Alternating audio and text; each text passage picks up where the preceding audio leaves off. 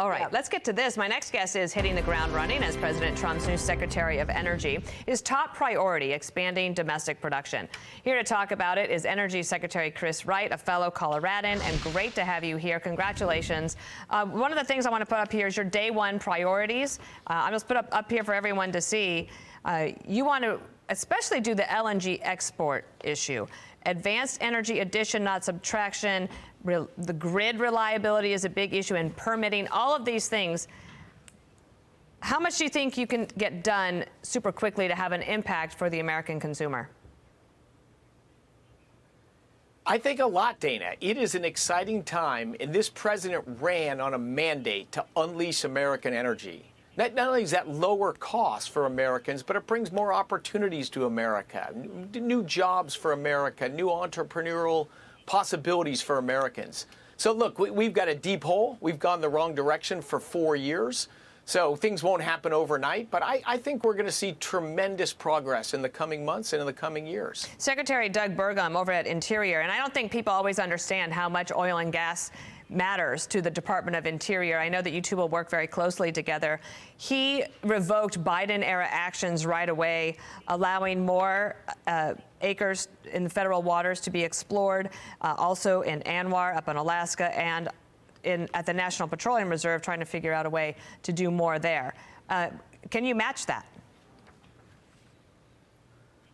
Doug is off to a strong start. I'll be trying to catch up with Doug.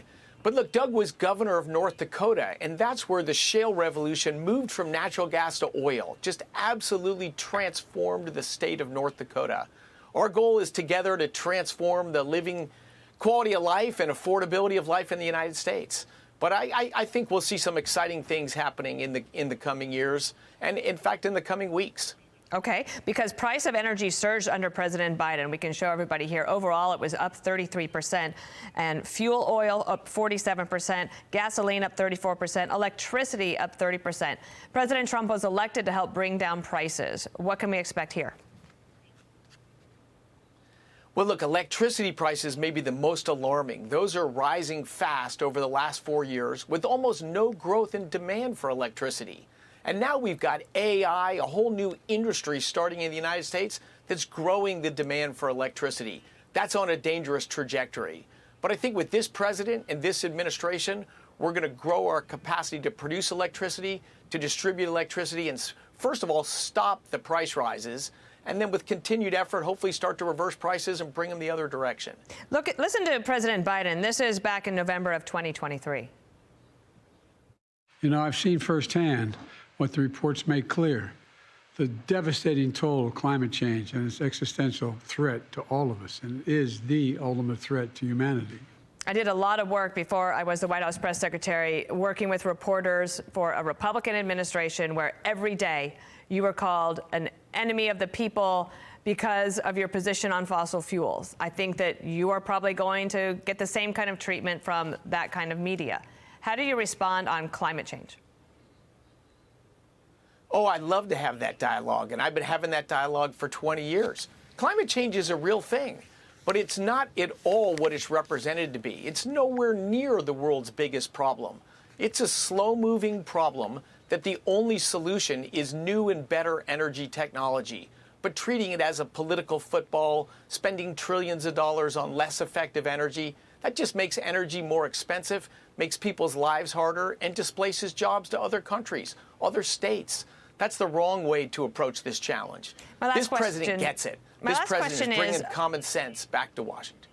My last one is about, I don't think people understand how important the Department of Energy labs are. And just to shine a light on that for me, what did you find in your first week on the job of looking into the possibilities there, and what do you do there?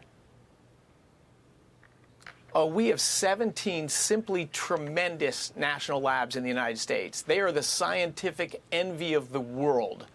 There's new research on fusion energy, which has been talked about for decades, but we're going to see massive progress in the next few years. Quantum computing is going to arrive during this administration. We're going to see quantum computing merge with AI.